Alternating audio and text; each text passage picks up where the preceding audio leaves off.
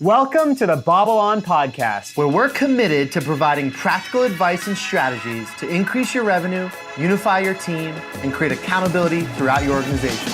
Let's go.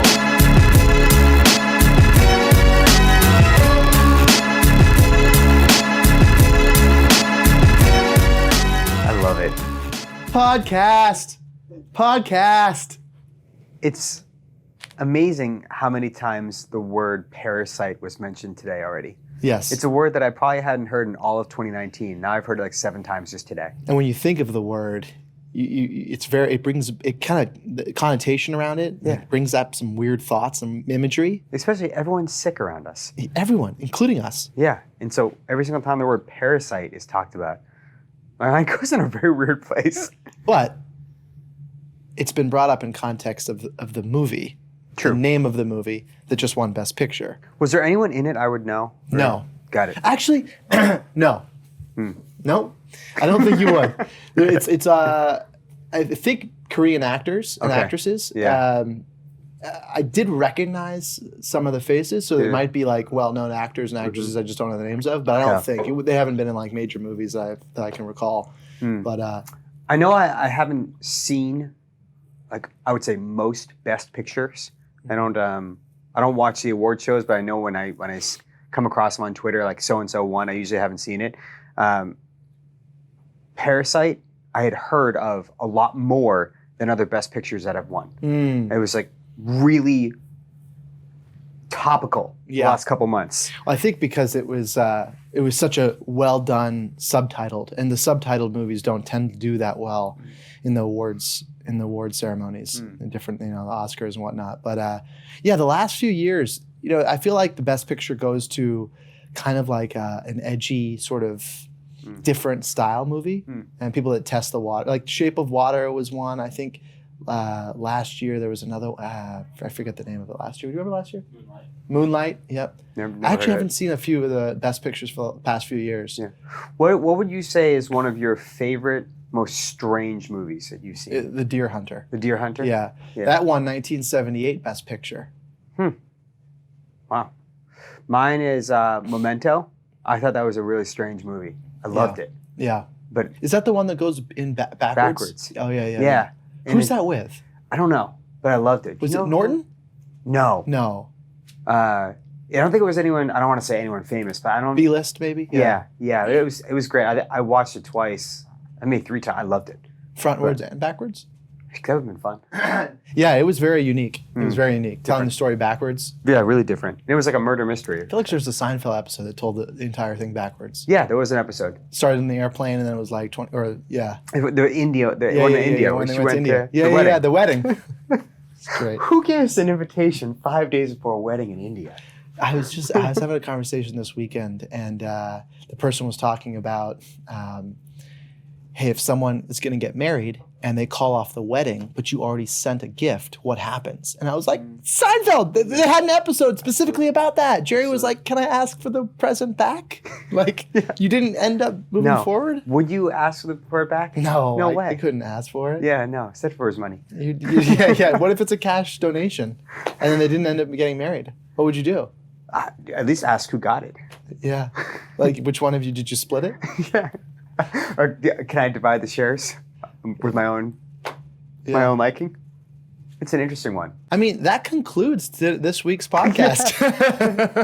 I'm glad everyone tuned in. Well, tell me about the best of the week. What happened? My best was easy. I took Sadie, and actually a really good friend of ours, Kate, up to Burlington with Parker. This Burlington, Vermont, old stomping grounds. I went to UVM, showed him around, showed him where we played. Champlain? Yep, Champlain Lake Champlain, and the joke was Kate was going to meet a guy, and if they got together, they would name their child Champlain. And I was like, is that a guy's name, girl's name? You're thinking way in advance here. You're really preparing. Pretty far. Yeah.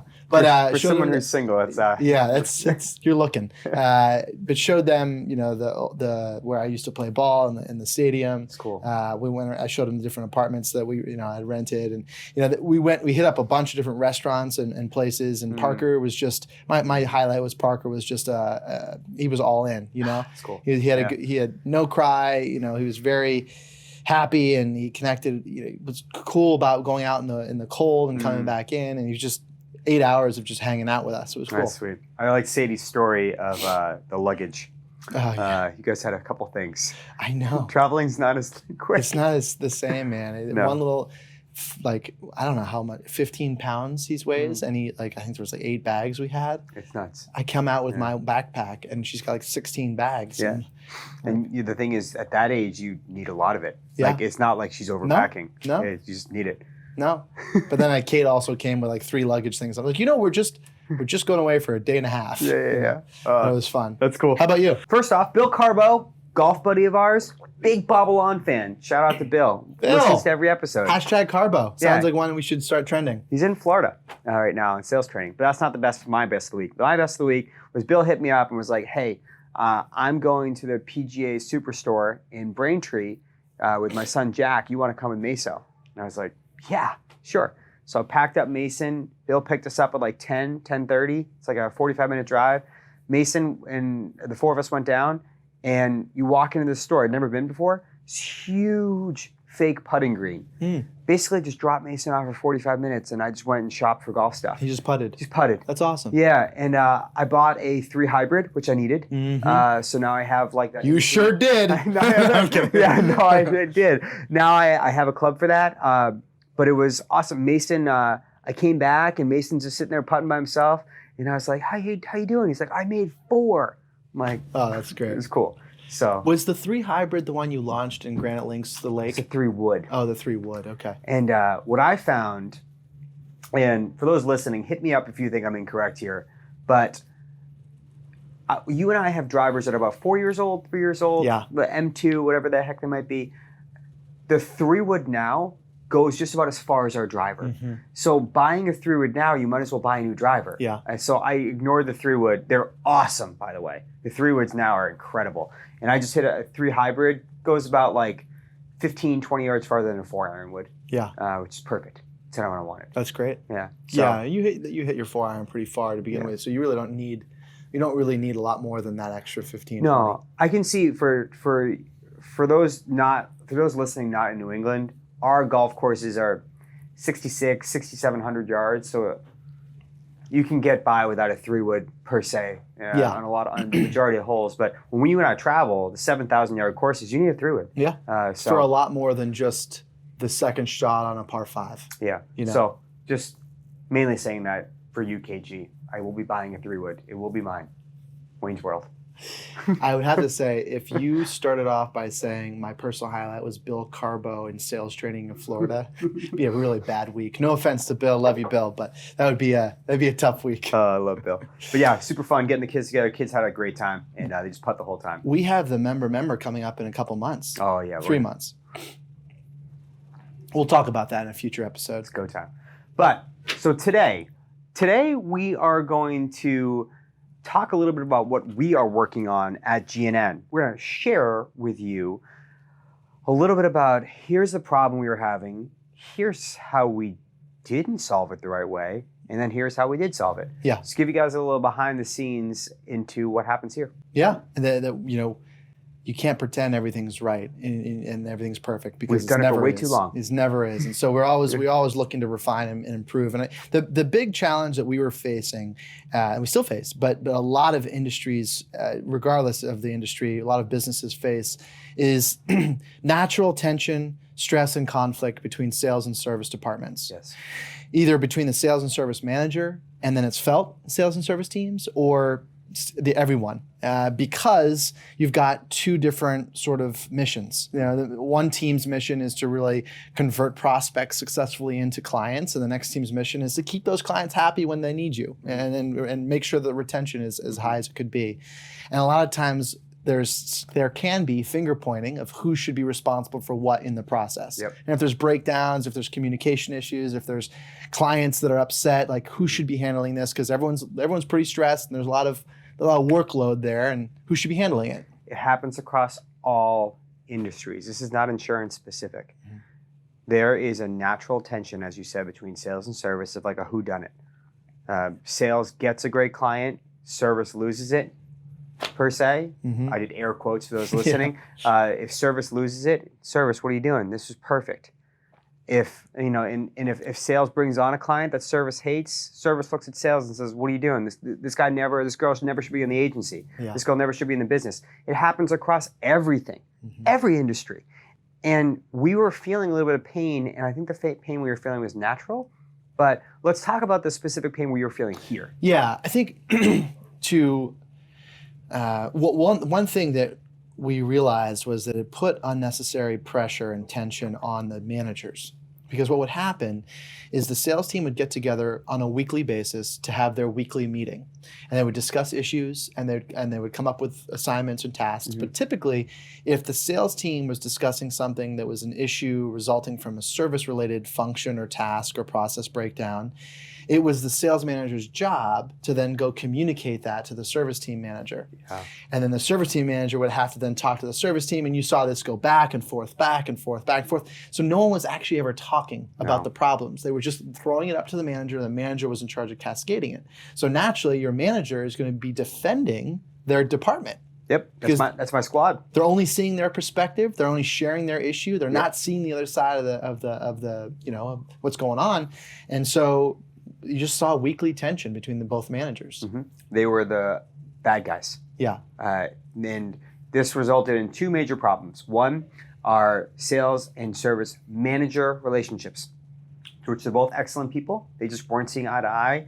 The only time they were conversing was about problems with each other's team. Right. And then it was like Mother Goose. They were both like really defensive, right? And they would go back to their team and they would say, XYZ person had feedback about us. What are we going to do? It just not working. Number two was speed was being crushed. Speed was not working because of the communication. It was like up a hill, down a hill, back up the hill. Okay, we're both going to talk about it, back down the hill. Absolutely. It never worked. I think there are 6 different legs of the communication, because it was service member to service manager to sales manager to sales team, sales team's feedback to sales manager, back to the service manager. Like, and you're forgetting you and I getting involved too. Yeah, right. And then you and I would get involved because sales and service teams were getting on. That was the third problem, was that if the sales and service managers aren't getting along, if speed is being hurt, you better believe both teams don't like each other fully either. Right. Yeah, they might have a drink. Yeah, they're going to laugh over coffee. If they see each other in the water cooler, it's not like they're going to look the wrong way. Mm-hmm. Culture was okay. It wasn't a problem. But we were seeing culture problems because of this issue. Yeah. How I saw us initially try to solve it was much more, we were looking at people, right? We were looking at the managers. Yeah. We were looking at the individual people. Were people not following the process correctly? Were they not living by our core values? Should the managers just get together and powwow more often and communicate more frequently? Should we have a meeting to have a meeting? Right. Yeah. Right. Yeah. And typically it wasn't, typically you're not having people problems that need to be addressed specifically with the people. It's typically process breakdowns that cause people to have issues. Yeah. And that's why I think one thing that we've learned over the years is if we're having conflict and problems, let's look at the process first and iron that out. And if it's a people problem, it'll become very clear quickly. Mm-hmm. Originally we thought it was just going to be, hey, let's repair the relationship between the sales and service manager and it'll take care of itself. But it didn't, because you never had the individuals who had issues with each other and each other's process actually converse and discuss their problems. Mm-hmm. So, and when you don't share someone else's when you don't share your perspective with someone else, how can they see it from your angle? Mm-hmm. They only see it from their lens, especially if every single week they're talking with people that are having that same issue and are on their team. Yeah, we were seeing, I guess the other problem we were seeing just now, thinking about you talking about it, is we were seeing sales and service people get in arguments where these two people typically don't get in arguments. They were getting in literal email back and forths when they really like each other. Right. And that's when you and I were our light bulbs went off, something is really wrong here, because Betty and Sally love each other. What is going on here? Why are they fighting so hard? And we're leaving real names out of this. We don't have a Betty nor a Sally, but shout out, those are fun names. Yeah, maybe we will in the future. If you listen and you're a Betty or a Sally, hit us up. Yeah, hit us up. We could be actually looking for you.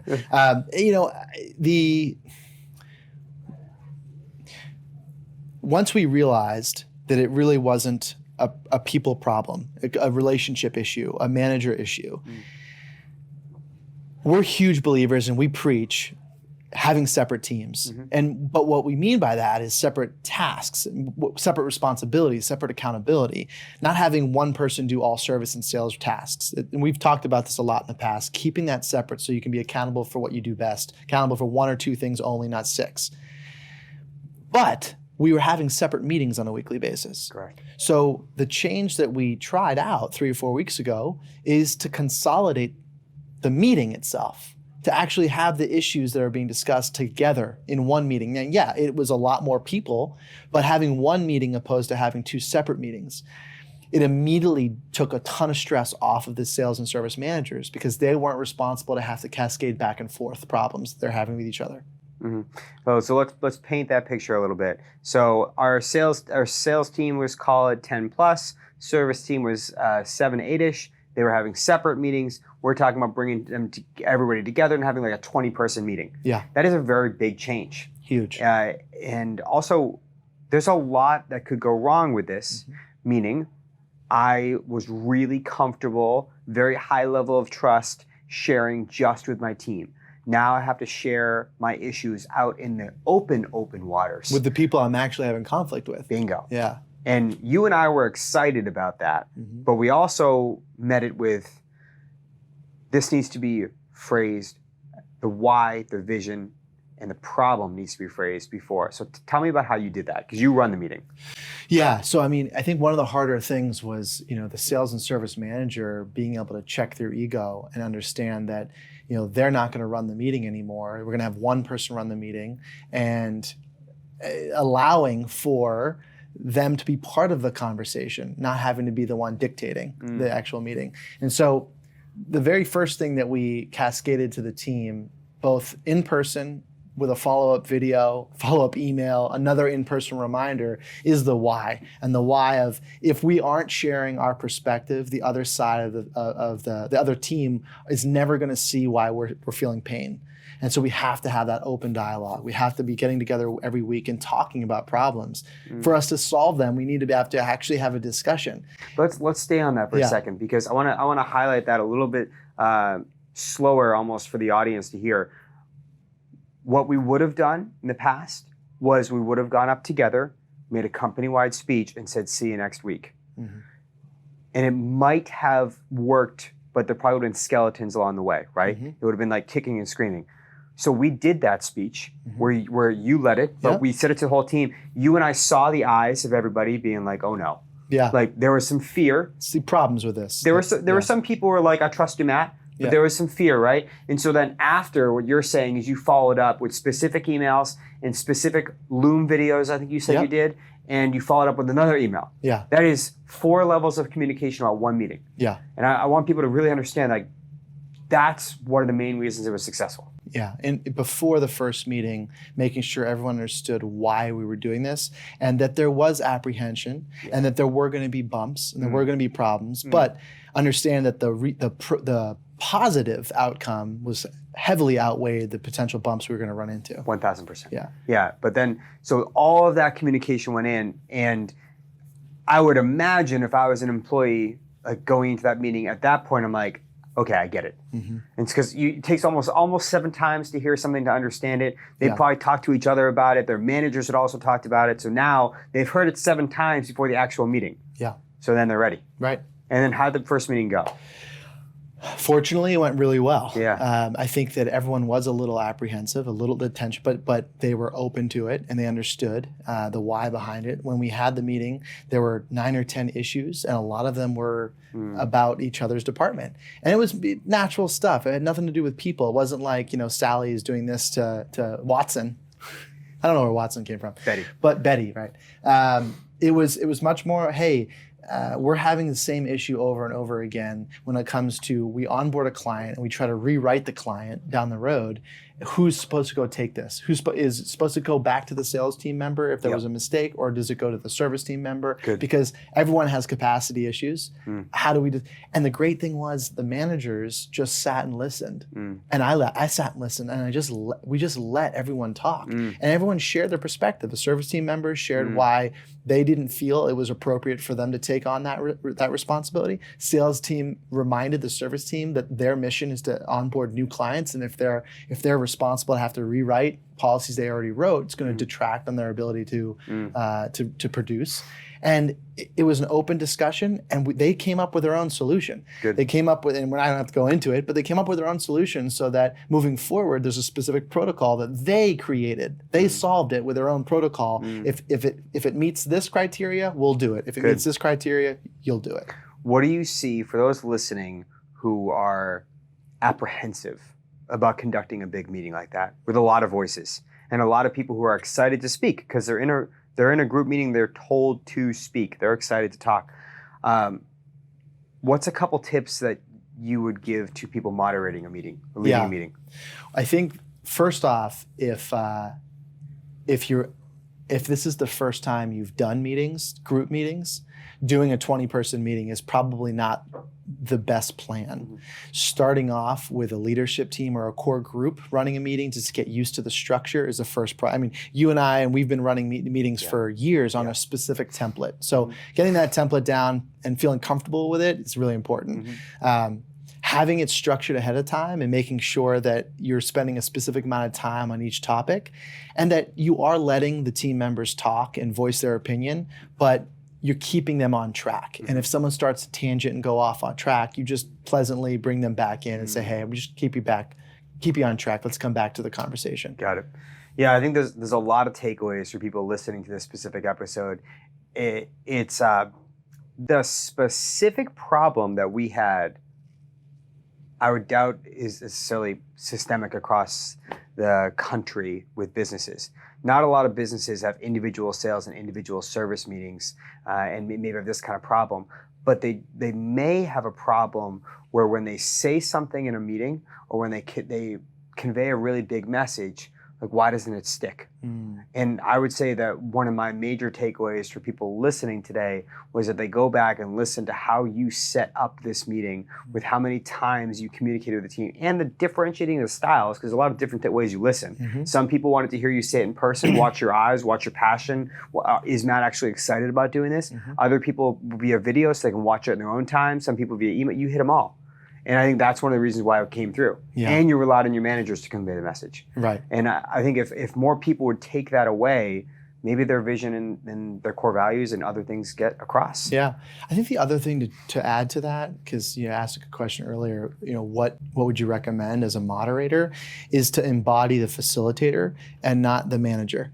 So manager, I think you need to embody the manager in one-to-one meetings when you're working on addressing things that need to be improved, or giving really good positive feedback, doing quarterly reviews, doing weekly updates, listening to phone calls, yada, yada. But when you're running a bigger meeting, embodying the facilitator and knowing that you're not the one solving the problems, you're facilitating a healthy discussion for others to solve their own problems. That's it. Pretty relaxing. Yeah. Yeah, I think that's good. Well, that was probably a much bigger problem than maybe we spent time describing. We don't have those kind of systemic problems where we're like, wow, this is the foundation. Our foundation is our communication, right? And our foundation felt like it was cracking. Yeah. It didn't feel like the whole building was going to fall, but it felt like we had a weak link. Yeah. And it looks like it's on the right path, but we still had a lot of work to do. Yeah, and we've been teaching agencies across the country for the last year the concept of separation of sales and service and then running two separate meetings. We're not saying not to separate sales and service. That's the most important piece, so that accountability lines up. What we're saying is, if you're feeling conflict between departments, it might be healthier to try what we tried, and is to get everyone in the same room, run the same style meeting, but have them talk to each other. Get them all together. Yeah. Well, it's working out. Good job, Parasite. BobbleOn. BobbleOn, everybody.